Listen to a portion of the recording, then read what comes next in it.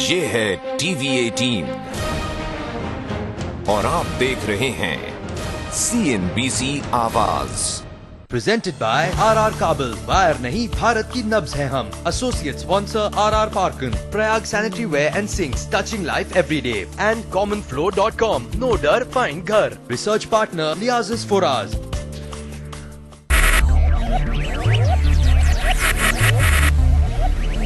Focus, ideate, innovate, enable.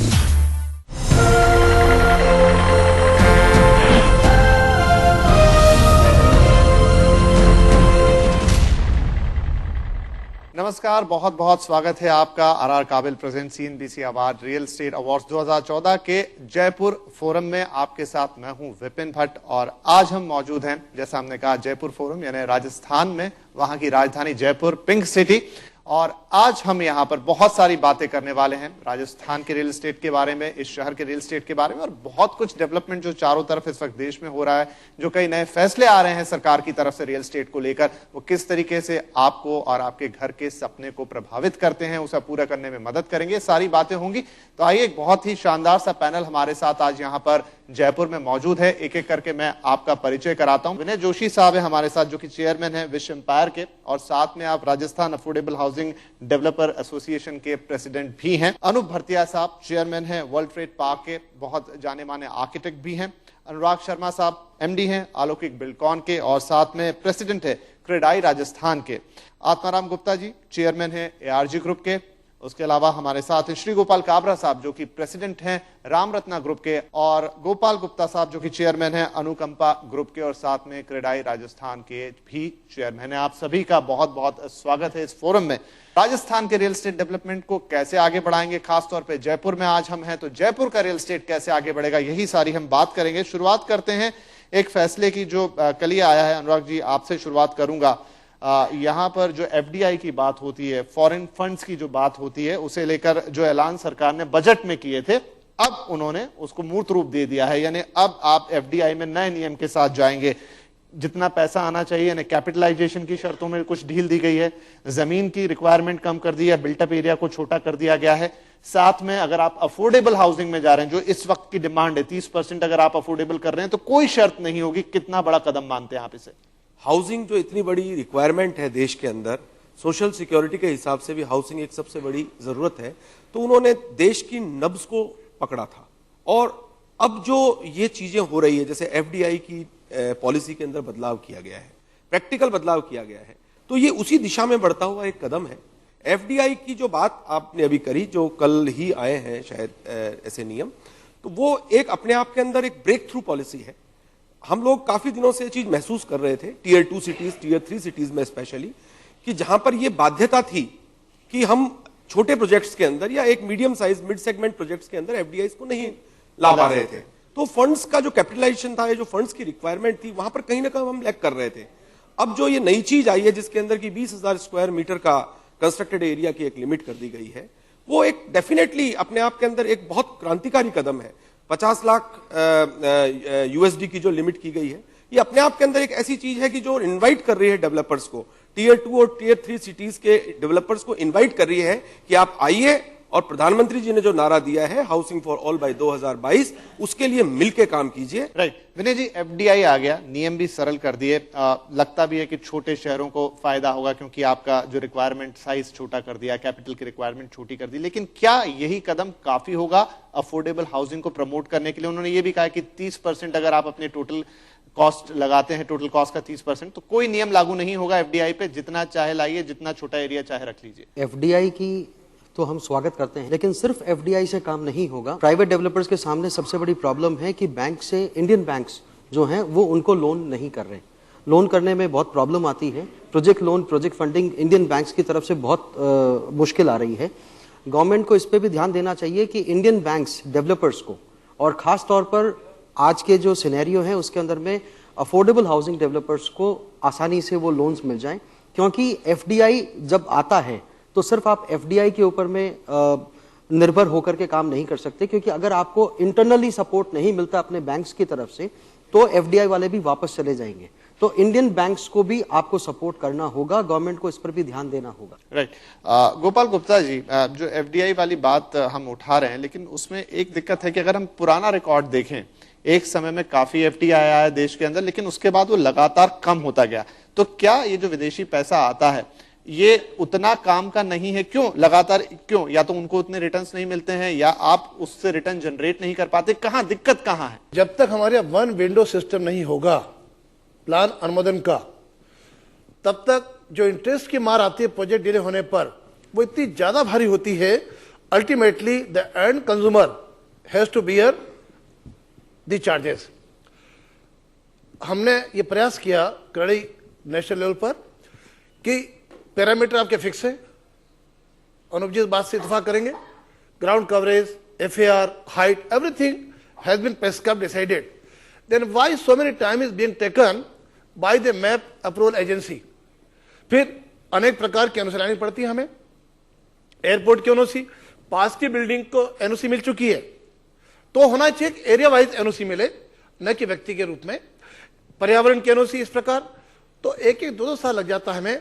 तो हमारा जो अनुभव है इस क्षेत्र का, ऑनलाइन प्लान अप्रूवल सिस्टम हो, वन वीडियो सिस्टम हो, बिल्डर प्रमोटर पैसे जमा करा के काम चालू कर दे, अल्टीमेटली अफोर्डेबल हाउसिंग बन पाएगी। अदरवाइज जो कॉस्ट बढ़ती जा रही है लैंड की, कंस्ट्रक्शन की और मैप अप्रूवल की, तो the affordable housing will become a dream. अब मैं यहाँ पर श्री गोपाल जी के पास आता हूँ कि ये जो एक पॉइंट उठा रहे हैं, और हमने पहले भी ये देखा कि बहुत सारा एफडीआई आया, वो जमीन खरीदने में चला गया। कल जब हम कुछ और एक्सपर्ट से बात कर रहे तो उनका कहना था कि जमीन सिर्फ पैसा लग के इसलिए रह गया क्योंकि अप्रूवल आने में 4-4, 5-5 साल लग गया और पूरी कैपिटल ब्लॉक हो गई। आपको लगता है कि एफडीआई के आगे एफडीआई आ गया, लेकिन अप्रूवल की प्रोसेस आज भी एक बहुत बड़ी दिक्कत है? जब तक वहां पर समाधान नहीं निकलेगा तब तक बात आगे नहीं बढ़ेगी। अगर वास्तव में देखा जाए तो रियल एस्टेट में सबसे बड़ी तकलीफ है वो अप्रूवल की है। आज बिल्डर कैपेबल है, आर्किटेक्ट कैपेबल है, कॉन्ट्रैक्टर कैपेबल है, बायर कैपेबल है, लेकिन अप्रूवल की वो ऐसा हो गया कि वो किसी के हाथ में नहीं रहा। कोई सीमा निर्धारण नहीं है। एक ही तरीका है कि प्रोजेक्ट को जो क्लियरेंस में समय कम होने से इनकी कॉस्ट कम से कम 30% तो मिनिमम कम होती है, और 30% कम होना अल्टीमेटली बेनिफिट कंज्यूमर को जाएगा।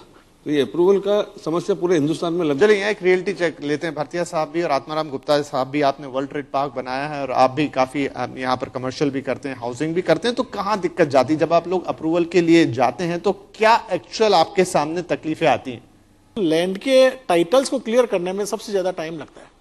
वो टाइटल का समय अगर बच जाएगा तो निश्चित तौर से एफडीआई का जो पर्पस था वो पर्पस सर्व हो पाएगा, और जब टाइटल क्लियरेंस जल्दी होगी और मैप अप्रूवल सिस्टम, जैसा अभी गोपाल जी साहब ने बताया, इन्होंने बताया, तो मैप अप्रूवल भी ऑटोमाइजेशन पे आए कि आज मैंने नेट के जरिए, जैसे आज विदेशों की हम बात करते हैं, तो अप्रूवल के लिए हम अप्लाई करते हैं नेट के जरिए, और नेट से ऑटोमेटिक रूट पे जो सीनियर टाउन प्लानर कोई भी उस पर देखे, कोई पर्सनल 1-to-1 मिलने की जरूरत ही नहीं होनी चाहिए। अनुप जी, इसमें एक और प्रैक्टिकल एस्पेक्ट है, वो ये है कि जब आप एफडीआई से पैसा लाते हैं, वो पी फंड के जरिए आए, कैसे भी आए, कोई आपके साथ जेवी करे, तो एक प्रेशर होता है रिटर्न देने का भी, क्योंकि सामने वाला तभी पैसा डालेगा जब उसको कुछ फायदा होगा। तो ऐसे में कॉस्ट एस्केलेशन का एक प्रेशर भी आता है। हमारे लिए अफोर्डेबल हाउसिंग के लिए सबसे बड़ा चैलेंज है हमारी कॉस्ट ऑफ प्रोजेक्ट को कैसे हम मिनिमाइज करें। इसके लिए गवर्नमेंट को एफडीआई का रूट खोला बहुत अच्छी बात है, इट्स वेरी वेलकम, क्योंकि मनी इनफ्लो होगा, रियल एस्टेट में पैसा आएगा और प्रोजेक्ट्स लोग करेंगे। लेकिन सबसे ज्यादा जरूरी है अदर बेनिफिट्स, लाइक हमको क्या इनकम टैक्स पूरा माफ होना चाहिए जो अफोर्डेबल हाउसिंग में लोग जा रहे हैं, टैक्सेशन जो और तरीके के हैं, वैट हैं स्टेट्स के उनके बिल्डिंग मटेरियल्स के ऊपर, जिससे उनकी प्रोजेक्ट कॉस्ट को मिनिमाइज किया जा सके। Unless you minimise the project cost of affordable housing, वो अफोर्डेबल नहीं रहेगा।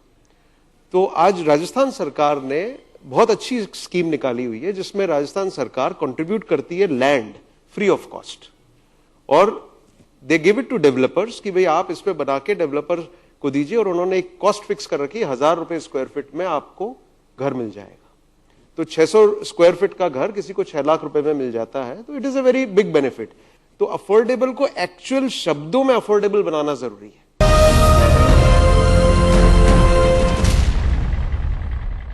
नए घर की तलाश, एक अनसुना इलाका, वॉचमैन भैया, 2 वीरान अपार्टमेंट, मुझे डर लग रहा है। एक ऐसी दुनिया जहां अपने सपनों का घर ढूंढना भयानक साबित हो सकता है, लेकिन commonfloor.com ये सब कुछ बदलने वाला है। खुला दो दर, यहाँ मिलेगा घर। Download the common Floor app, begin search, choose property, check details and call directly. अब नया घर ढूंढना कितना आसान। लॉग ऑन टू commonfloor.com और download the common floor mobile app today. शिखर पे तो कई लोग पहुंचते हैं, पर हर एक की कहानी अलग होती है। कुछ हौसलों की मिसालें बयां करती हैं, कुछ मेहनत लगन की दास्तां होती हैं। ये कहानियां हमें प्रेरणा देती हैं, सिखाती हैं, हिम्मत बढ़ाती हैं, शिखर तक पहुंचने के लिए प्रोत्साहित करती हैं। ऐसी ही कुछ कहानियां हम लेकर आते हैं आवाज एंटरप्रेन्योर पर, सिर्फ CNBC आवाज पर। ये प्रायोजक है पान पराग पान मसाला। एक तरफ कहते हैं कि first impression is the last impression, और दूसरी तरफ कहते हैं कि अंत भला तो सब भला। हमारे साथ शुरुआत भी अच्छी और आखिर भी जबरदस्त।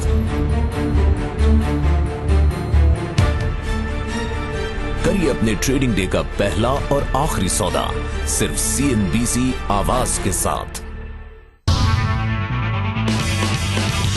Bringing you unbiased real-time financial news for the last 15 years. Celebrating 15 years of leadership. Moneycontrol.com. घर से दूर एक और घर जो आपके साथ चलता है, कभी 4 पहियों पर, कभी 2 पहियों पर, जो रोज ऑफिस आपके साथ जाता है, शॉपिंग मॉल की पार्किंग में आपका इंतजार करता है, ट्रैफिक सिग्नल हो या हाईवे, या फिर शहर से दूर एक नया सफर जिसके साथ जीते हैं आप जिंदगी के खास लम्हे। आप जिन बाइक्स और कार्स के साथ जिंदगी का इतना सारा वक्त बिताते हैं, कितना जानते हैं आप उन्हें? आइए हमारे साथ करिए अपने बाइक्स और कार्स से बात। सर्वो प्रेजेंट्स आवाज ओवरड्राइव। आवाज overdrive presented by servo at life. प्रायोजक है पान पराग पान मसाला।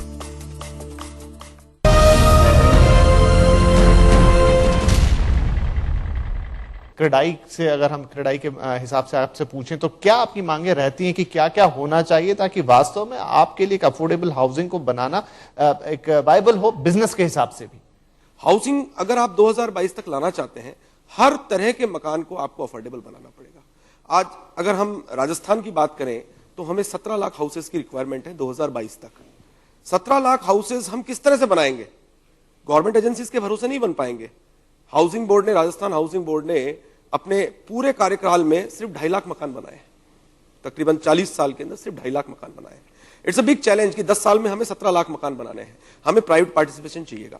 प्राइवेट फंड जब आएगा, वो भले FDI के रूप में आए, किसी भी रूप में आए, उस पर वो कुछ ना कुछ रिटर्न चाहेगा। वो एक बिजनेस मॉडल है, और बिजनेस मॉडल के अंदर हमें अर्न भी करना है और हमें हाउसेस भी प्रोवाइड कराने हैं। तो हमें हर प्रकार के मकान को अफोर्डेबल बनाना है। ये सरकार के सामने चैलेंज है।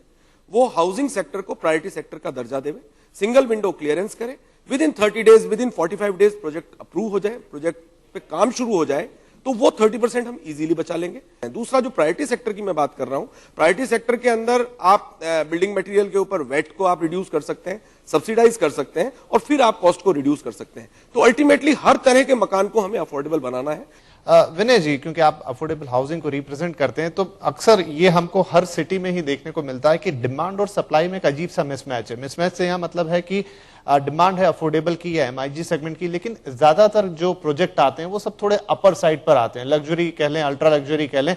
तो हर कोई इस तरह के प्रोजेक्ट बनाने की कोशिश कर रहा है जहां पर उसके मार्जिन ऊपर हों, जहां पर उसको कस्टमर्स ऐसे मिले जहां से बहुत इजी मनी आ जाए, बहुत छोटे छोटे हिस्सों में उसको ना बेचना पड़े। तो क्या ये चीज यहाँ पर भी है? अगर मैं जयपुर की बात करूं, जयपुर में है ऐसी चीज, और ये इनफैक्ट पूरे इंडिया में ही ऐसा है। और इसको अगर आपको काउंटर करना है तो सबसे बढ़िया बात यह है कि जैसा अभी सबने सुझाव दिया है कि सिंगल विंडो होना चाहिए, टैक्सेशन में रिलीफ होना चाहिए, और सबसे बड़ी बात क्या होती है, हमें एक फिक्स प्राइस के ऊपर अफोर्डेबल हाउस को बेचना होता है। अगर हम अफोर्डेबल हाउस के बाहर निकल करके बात करें तो वहां पर डेवलपर के पास में एक रास्ता होता है कि अगर मटेरियल कॉस्ट बढ़ गई है तो हम अपनी रेट्स बढ़ा देते हैं, लेकिन अफोर्डेबल हाउसिंग के अंदर में हम रेट को एस्केलेट नहीं कर सकते। वहां पर हमें टैक्स बेनिफिट्स चाहिए, हमें प्राइमरी सेक्टर की गारंटी चाहिए कि हमको प्राइमरी सेक्टर के अंदर में डाला जाए, इंफ्रास्ट्रक्चर के अंदर डाला जाए, हमको लोअर कॉस्ट के ऊपर में सरकार हमको इंटरेस्ट के ऊपर कम इंटरेस्ट के ऊपर में पैसा दे। और सबसे बड़ी बात, इसी एनडीए गवर्नमेंट ने पिछले रिजीम के अंदर 80IB के नाम से एक जी 80IB का नाम आया है, बहुत मैं उसका नाम लेने भी वाला था, लेकिन उस 80IB के साथ एक और चीज जुड़ी हुई है, मतलब हो सकता है वो सुनने में शायद सबको अच्छी ना लगे, लेकिन 80IB का दुरुपयोग भी बहुत ज्यादा हुआ। देखिए, जब कभी भी कोई एक नई पॉलिसी आती है उसमें दुरुपयोग होते हैं, और सिर्फ इसी पॉलिसी के साथ नहीं, हिंदुस्तान में बहुत सारी पॉलिसीज के साथ दुरुपयोग हुए हैं, लेकिन उसके बेनिफिट्स कितने हुए हैं वो आप समझने की कोशिश करें। क्योंकि देखिए, जब किसी का घर बनता है, जब एक बिल्डर घर का निर्माण करता है, तो उसके साथ बहुत तरह की एंसिलरी इंडस्ट्रीज चलती हैं, तकरीबन डायरेक्टली और इनडायरेक्टली 10,000 प्रकार की इंडस्ट्रीज चलती हैं। और जो 80IB आया था और उसकी वजह से जितने मकान हिंदुस्तान में बने, उसका रिजल्ट हमारी जीडीपी ग्रोथ के साथ हुआ। और इसीलिए मैं कहता हूं, हमारे प्रधानमंत्री जी ने एक नारा दिया है, मेक इन इंडिया। मैं इस मंच से सबके लिए एक बात कह सकता हूं, अफोर्डेबल हाउसिंग इतनी बढ़िया चीज है कि हम ये कह सकते हैं, come let's make India, because we are not making homes, we are making India.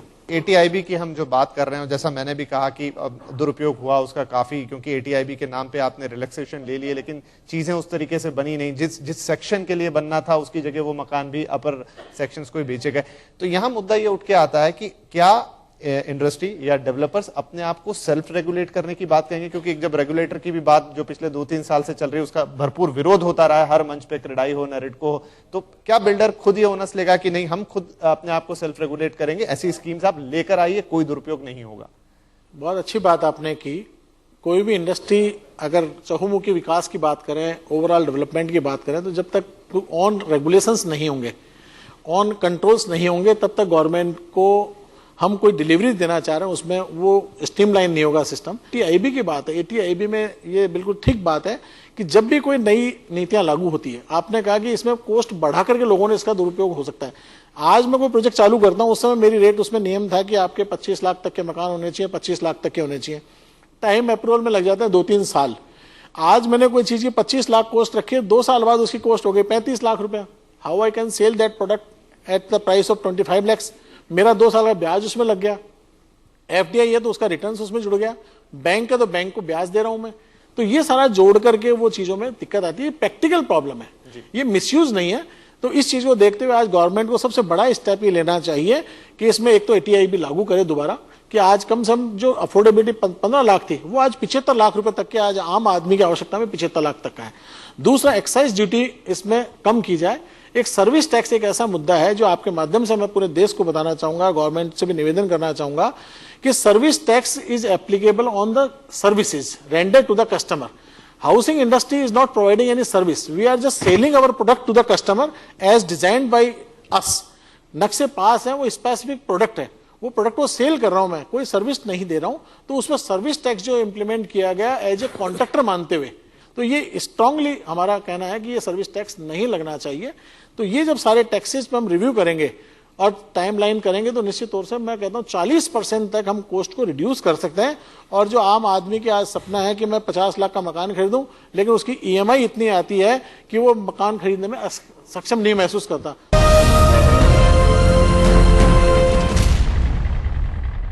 मम्मा, मैं सिर्फ कार इंश्योरेंस रिन्यू कर रहा था। बिना कंपेयर किए? Do you all buy insurance without comparing?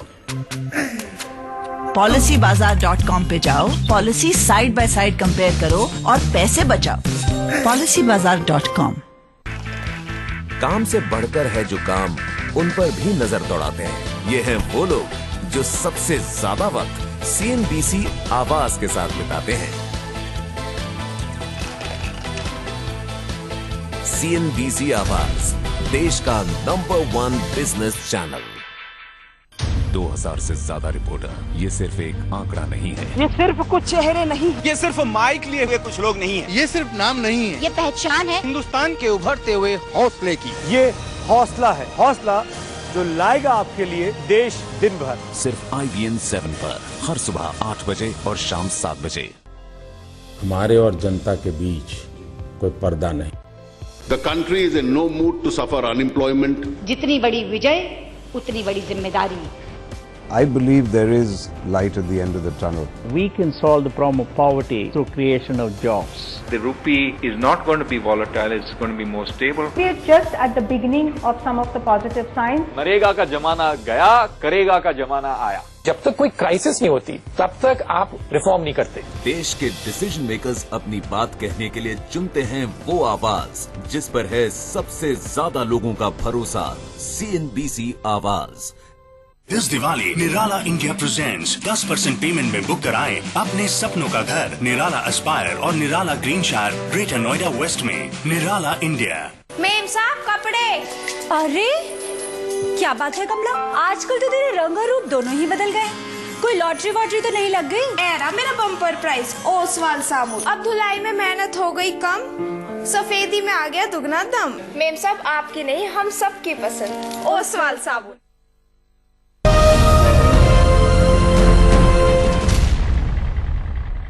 हमारे जो डेवलपर बंधु हैं और बिल्डर बंधु हैं उन सबसे यही शिकायत आती है कि टैक्सेस बहुत ज्यादा हैं, सिंगल विंडो क्लियरेंस नहीं है, ये दिक्कत है वो दिक्कत है। दुर्भाग्य कि आज कोई हमारे साथ गवर्नमेंट रिप्रेजेंटेटिव नहीं तो उनके सामने सवाल रखते, लेकिन कठिन सवाल मैं आपके सामने लेकर आ रहा हूं कि इसका रास्ता क्या है, क्योंकि अगर दोनों ही एक दूसरे पे आरोप प्रत्यारोप लगाते रहे तो रास्ता कहां निकलेगा। अल्टीमेटली जो लॉस होता है वो कंज्यूमर पे होता है, जो बर्डन जाता है वो उनके ऊपर जाता है।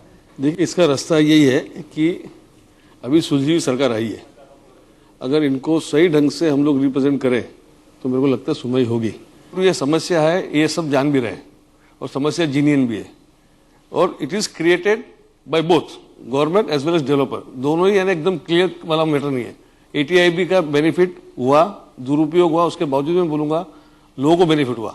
चलिए गोपाल गुप्ता जी से इस विषय पे यहाँ एक राय ले लेते हैं कि जैसा आत्माराम जी ने भी कहा, अक्सर सुनते हैं कि करीब 40% तक कॉस्ट रिड्यूस हो सकती है। कोई मकान अगर 10 लाख का है तो आपको 6 लाख तक में आ जाएगा। तो इस सिंगल विंडो को हम समझना चाहेंगे कि सिंगल विंडो, क्योंकि जो क्लियरेंस जिस तरीके के हाउसिंग में लगते हैं उनका भी अपना एक समय सीमा है, ऐसा भी नहीं हो सकता कि वो ऑनलाइन दे दिए जाए। तो उस सिंगल विंडो का तात्पर्य क्या होगा? Housing is mandatory on the part of government. जब सरकार ये महसूस करे कि सरकार के दायित्व को हम पूरा कर रहे हैं, होता उल्टा है। We are considered as a competitor.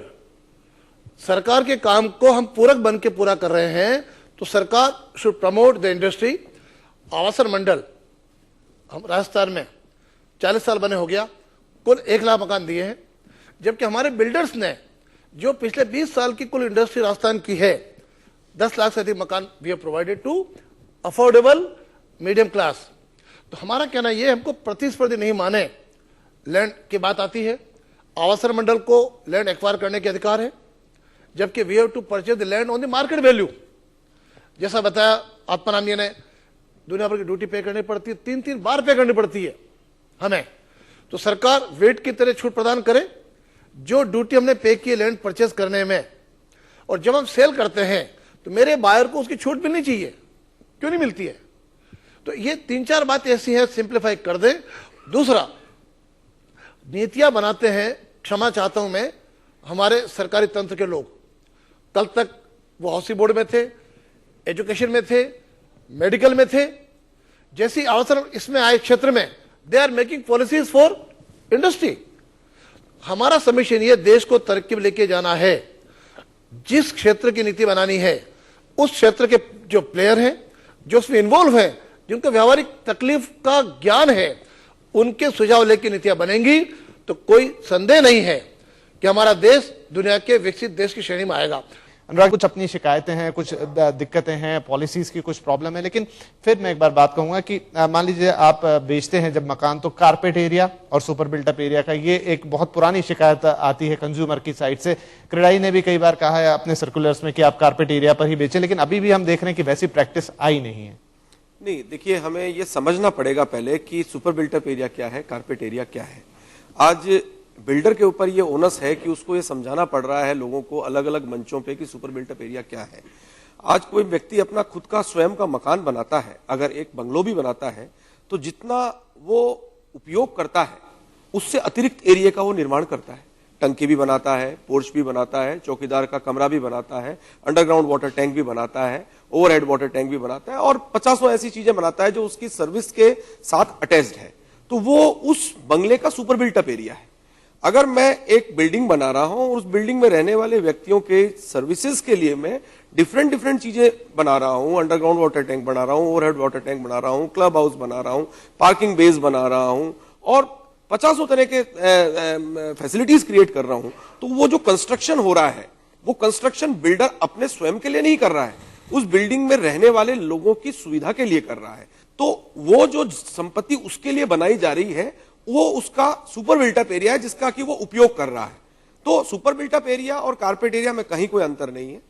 Carpet area पे बिल्डर रजिस्ट्री करा रहा है, बिल्टअप एरिया पे रजिस्ट्री करा रहा है, पर उसमें अधिकार सारे कॉमन एरियाज के उसको ट्रांसफर कर रहा है प्रोपोर्शनेट राइट के साथ के अंदर। तो वो super built up area. Super built up area को लेकर भ्रांति ये है कि बिल्डर ये कोई ऐसा एरिया है जो हवा से लेके आता है और उसका चार्ज ले लेता है। नहीं, सुपर बिल्टअप के साथ शिकायत नहीं है, लेकिन उसका कोई पैमाना नहीं है। ये शिकायत है 30% हो, 20% हो, 50% हो भी नहीं सकता। आज मैं अगर कोई बिल्डिंग बना रहा हूं, उस बिल्डिंग के अंदर मैं कितनी फैसिलिटी देना चाहता हूं, वो बिल्डिंग किस तरह की है, उसमें रहने वाले लोग कैसा महसूस करेंगे, मैं उनकी मानसिकता के हिसाब से बिल्डिंग बना रहा हूं। उस मानसिकता को मैं समझ रहा हूं कि आज मैं अगर कहीं पे 4 करोड़ का फ्लैट बेच रहा हूं तो वो 4 करोड़ रुपए के फ्लैट वाले को क्या फैसिलिटीज चाहिए, 40 लाख वाले को क्या फैसिलिटी चाहिए। तो ये एक मानदंड आप निर्धारित नहीं कर सकते, ये इस चीज को आप बिल्कुल नहीं कर सकते। लेकिन ये बात बिल्कुल सही है कि हमें इसमें ट्रांसपेरेंसी रखनी पड़ेगी। बात ट्रांसपेरेंसी की, इसमें हमें ट्रांसपेरेंसी रखनी पड़ेगी। एंड आई सजेस्ट, और मैं इस मंच के माध्यम से ये कहना चाहूंगा कि क्रेडाई राजस्थान मेरे ख्याल से देश में पहला ऐसा संगठन है जिसके कि डेवलपर्स इस बात के लिए बिल्कुल प्रतिबद्ध है कि जो उनके बायर्स आएंगे उनको वो इस चीज को एक्सप्लेन करेंगे। और मैं इस बात को एक कदम और आगे ले जाना चाहता हूं कि हमें आगे बढ़ के हमारे कस्टमर्स को एक शीट देनी चाहिए, कॉमन एरियाज की शीट देनी चाहिए और उसको जस्टिफाई करना चाहिए कि हम जो ये चार्जेस आपसे ले रहे हैं ये जस्टिफिकेशन है इसका। राइट, तो एक ट्रांसपेरेंसी और एक जो विश्वास है वो बिल्ड करने की जरूरत है डेवलपर और कंज्यूमर के बीच। तो जो पूरी चर्चा हुई उसका सार हम कुछ ऐसे ही निकाल सकते हैं कि काफी कुछ कदम आगे बढ़े हैं, अभी भी कुछ दिक्कतें हैं और शायद दिक्कतें कभी भी खत्म नहीं होंगी, लेकिन आपको उनसे आगे बढ़ना ही होगा। एक कोऑर्डिनेशन की बात हो सकती है, सरकार भी एक कदम आगे बढ़ाए, डेवलपर्स भी एक कदम आगे बढ़ाएंगे और जिन स्मार्ट सिटीज की हम बात कर रहे हैं या सबको घर देने की बात कर रहे हैं, तो एक कोऑर्डिनेशन दोनों को साथ में मिलकर चलना होगा, तभी ये सपना पूरा होगा। और उन सबके ऊपर जो आप लोग हैं, घर के खरीदार हैं, ग्राहक हैं, उनकी तरफ से भी एक कोऑपरेशन उनकी तरफ से भी आना चाहिए। तो तीनों का समन्वय जब होगा तो हम देखेंगे कि जो हाउसिंग का सपना है सबको घर देने का या स्मार्ट सिटीज बनाने का या पूरे देश को स्मार्ट बनाने का, वो हम अचीव कर पाएंगे। और मैं उम्मीद करूंगा कि जयपुर का उसमें एक बहुत बड़ा योगदान होगा। इसी के साथ इस चर्चा को हम यहीं समाप्त करते हैं। नमस्कार।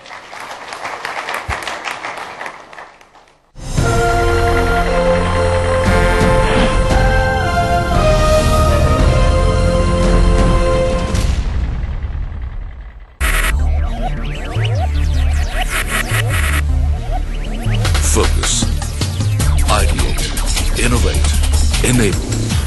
Presented by RR Kabel। Wire नहीं, भारत की नब्ज है हम। Associate sponsor RR Parkin, Prayag Sanitary Ware and Sinks, touching life every day, and commonflow.com। No डर, find घर। Research partner Liazis Foraz। Are you unsure?